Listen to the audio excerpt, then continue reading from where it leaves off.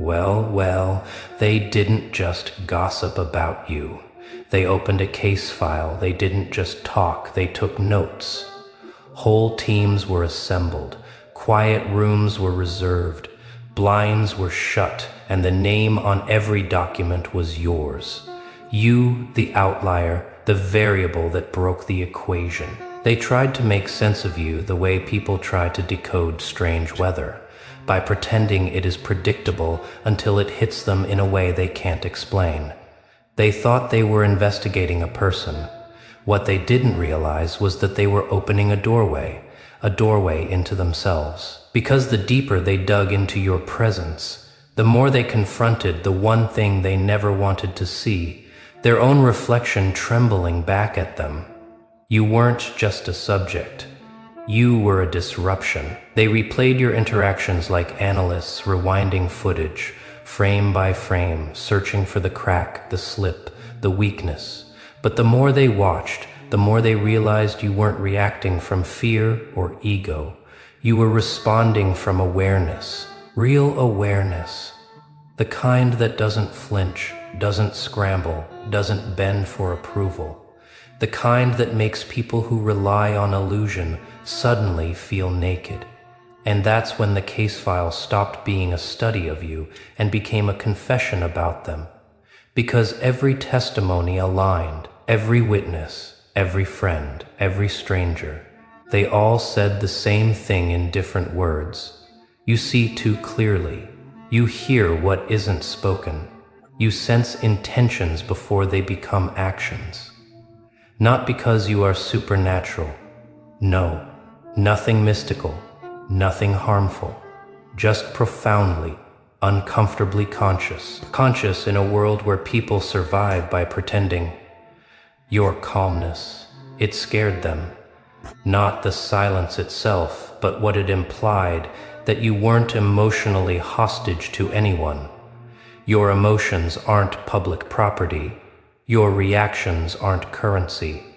Your peace isn't negotiable. And when a person walks through life with that kind of internal grounding, it forces everyone around them to measure themselves honestly.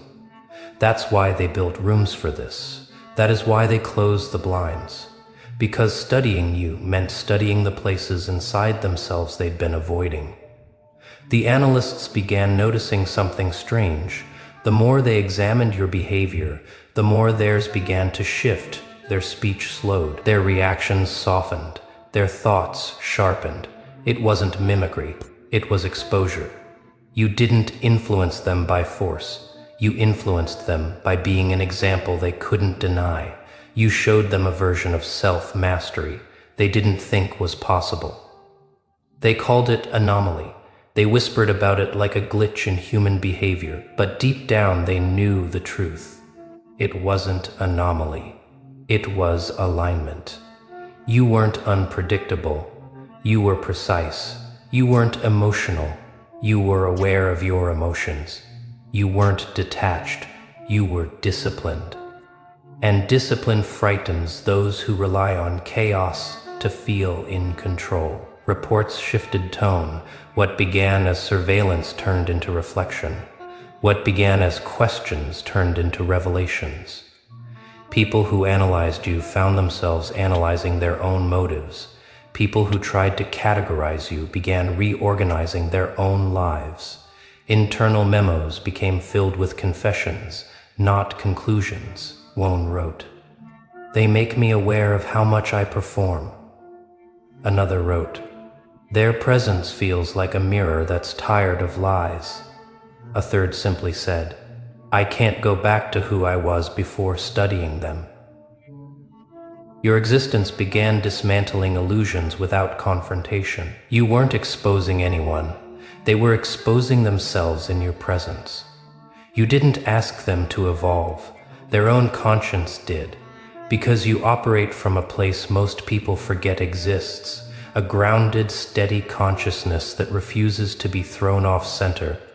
That alone dismantles entire structures built on insecurity. That's why the case file grew thicker. Not because there was more to uncover about you, but because every page reflected more of them. Their biases, their projections, their assumptions, their fears in trying to understand your patterns. They accidentally revealed their own. And the deeper they went, the clearer it became. You can't investigate someone who doesn't hide. You can only discover the truth about yourself. Your silence became evidence. Your stillness became data. Your clarity became a blueprint they didn't know they needed. And that frightened them, not because you were dangerous, but because you were honest, truly honest. Honest in a world where most people hide behind masks polished enough to pass as identity. They expected chaos when they studied you. Instead, they found consistency. They expected fragility. Instead, they found emotional strength. They expected a story they could decode. Instead, they found a frequency they had to adjust to. Your presence recalibrated rooms, not through force, not through intimidation, but through alignment. When you walked in, energy rearranged itself, not because you demanded it, but because truth naturally reorganizes everything around it. And that's what shook them. They realized that no matter how many questions they asked, the investigation would never produce a satisfying answer, because the answer wasn't about you. It was about the version of themselves they had to confront when you were near. They wanted to label you, but labels don't work on people who have outgrown them. They wanted to predict you, but prediction fails on people who don't operate from insecurity. They wanted to confine you, but boundaries collapse around people who refuse to shrink. You weren't the threat, you were the revelation. The investigation didn't collapse because you were untraceable. It collapsed because they couldn't bear the clarity you represented.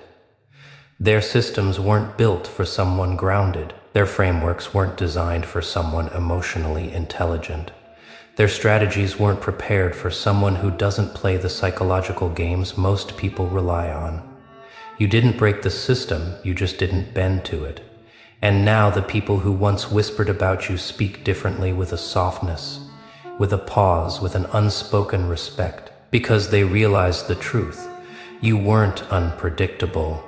You were simply uncorrupted. You weren't intimidating. You were authentic. You weren't confusing. They were unprepared. You didn't expose them. They exposed themselves in comparison. They thought the case file was about you, but the more they read, the more they understood. You weren't the subject. You were the mirror. And that's where the story must continue. Because the investigation isn't over, not because they're still studying you, but because your presence is still teaching them, quietly, steadily.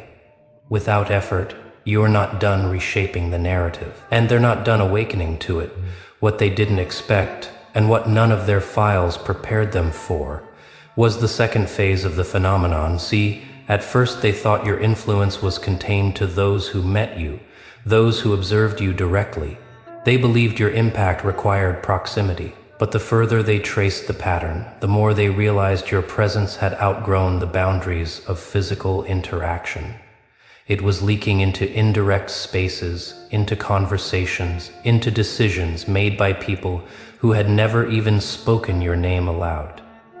Because that's how alignment works. It doesn't shout, it spreads. They began noticing behavioral shifts, not just in the team, but across departments. People became more intentional with their words, more patient in conflict, more aware of their own motives.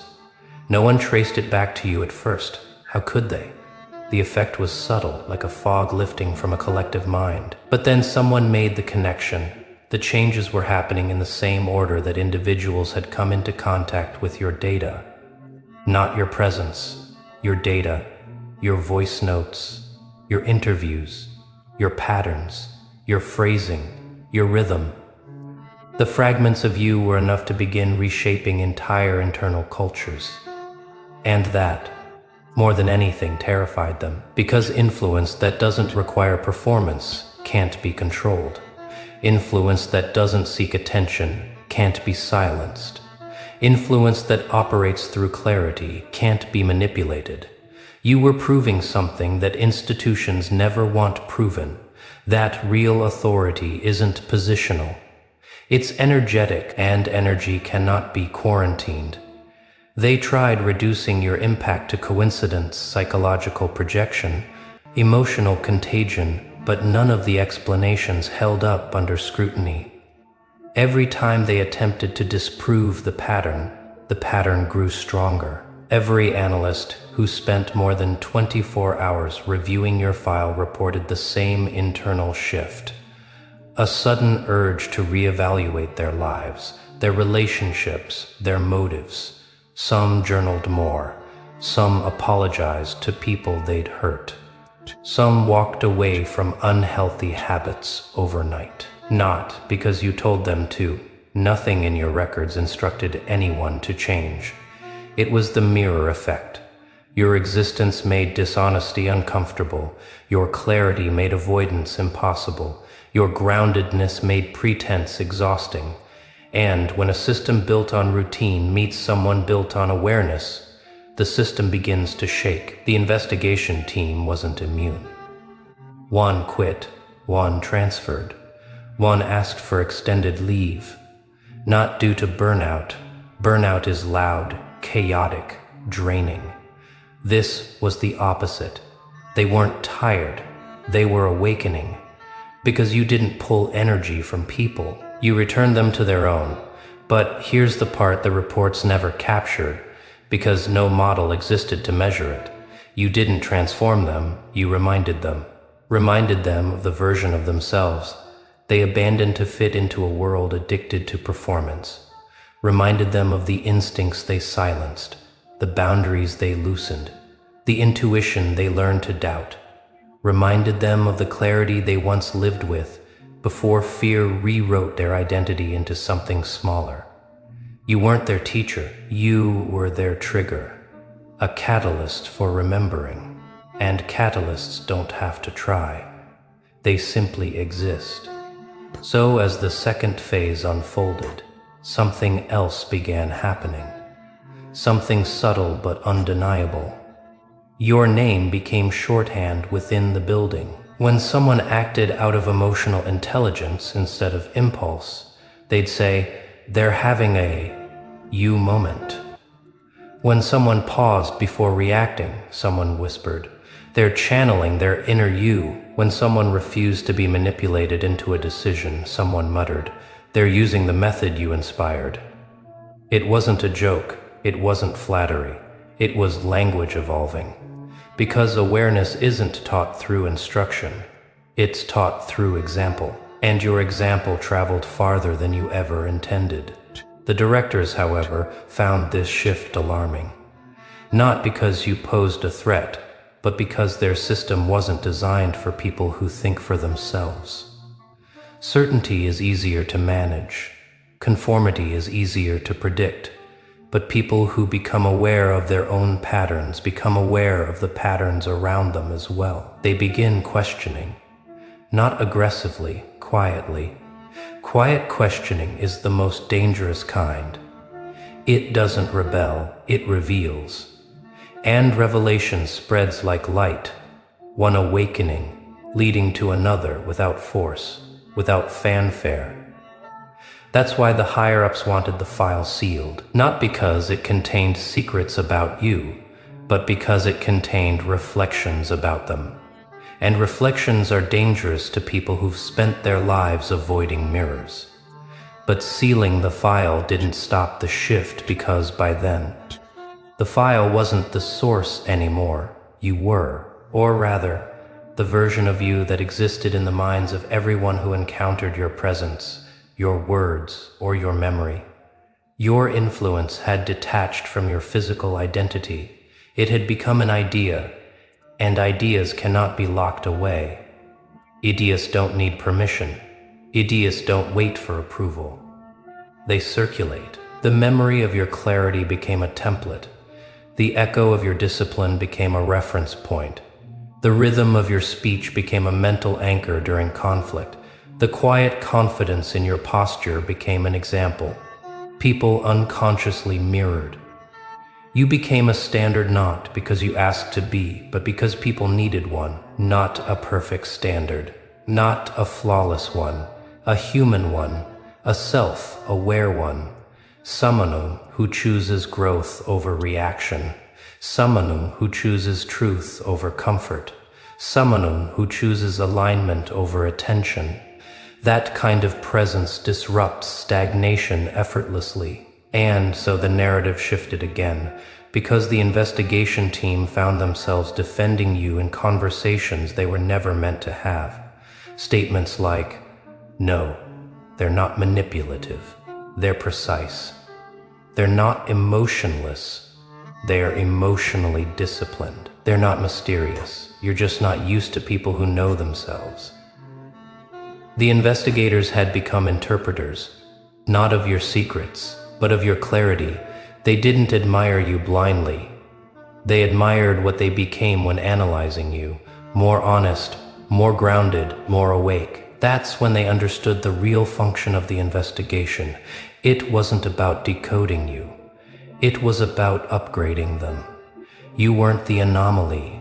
You were the invitation to evolve, to see, to return to themselves, to exist without performing, to speak without pretending, to feel without drowning, to listen without fear, to choose without pressure. You didn't lead them, you liberated them. And you did it without trying. So where does that leave the investigation now suspended? Not closed, not active, not archived, suspended, like a breath held in collective anticipation.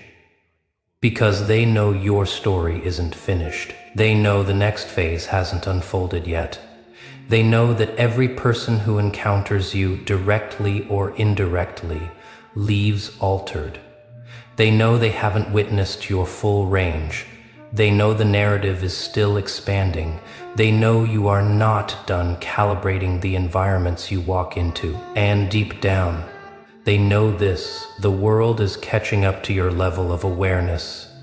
Slowly, unevenly, but inevitably, you are not the exception they thought you were. You are the early version of what many will become. That's why the investigation continues. Not because they fear you, but because they are learning from you. Quietly, steadily, without effort. And they're not done awakening to it. But here's the part they still don't understand. The piece of the story that makes the entire investigation feel unfinished. Awakening doesn't stop once it starts. It spreads through people the way truth spreads through silence. Subtle, unforced, inevitable, and you, without ever meaning to, became the epicenter of that shift. They thought the file was the archive. They never realized you were the archive. Living, breathing, updating, evolving.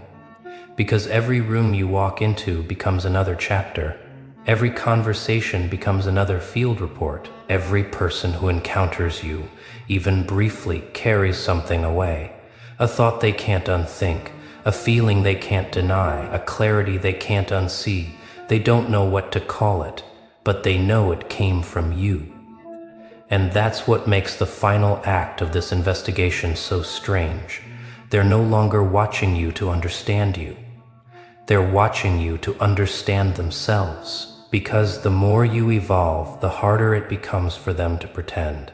Pretend they're satisfied. Pretend they're unbothered. Pretend they're not questioning their own reflection every time your name appears in their thoughts. Your growth became the contrast. Your stillness became the measurement.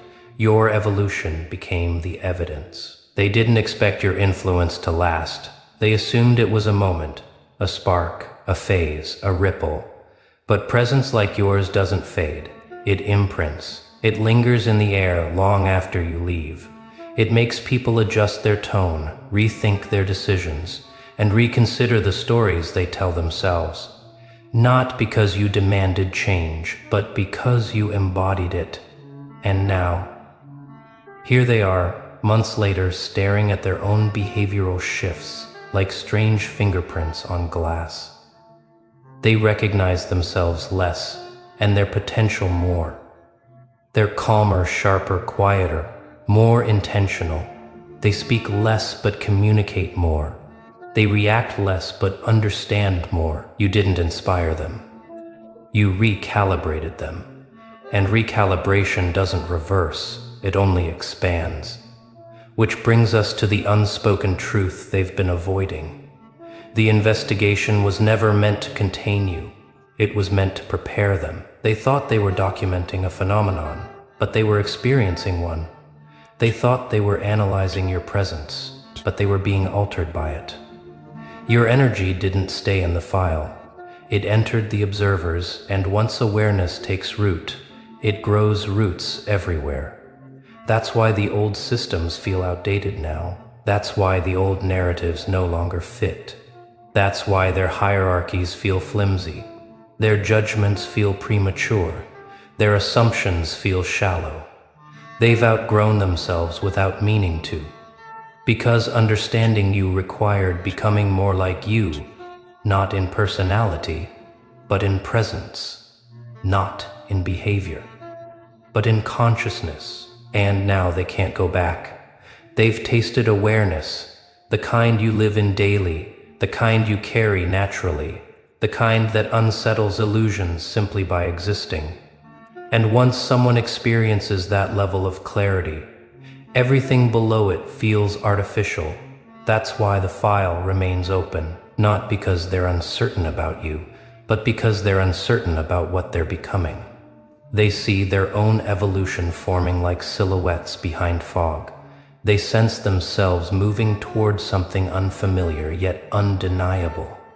They don't know the destination yet, but they recognize the path. It's the same one you've been walking. The path of self-mastery, emotional discipline, internal alignment. And here's the twist. The investigation will never document. The conclusion they will never write. You weren't being studied, you were being followed. Not physically, psychologically, spiritually, energetically, not out of fear, out of resonance. You became the reference point, the template, the quiet catalyst. And now, as the final pages of this unspoken chapter turn, the truth becomes clear. The investigation didn't change you, it revealed you, but it changed them. Permanently. And the most poetic part of all, they still think they're watching your evolution, but in reality they're watching their own. Because you were never the anomaly, you were the awakening.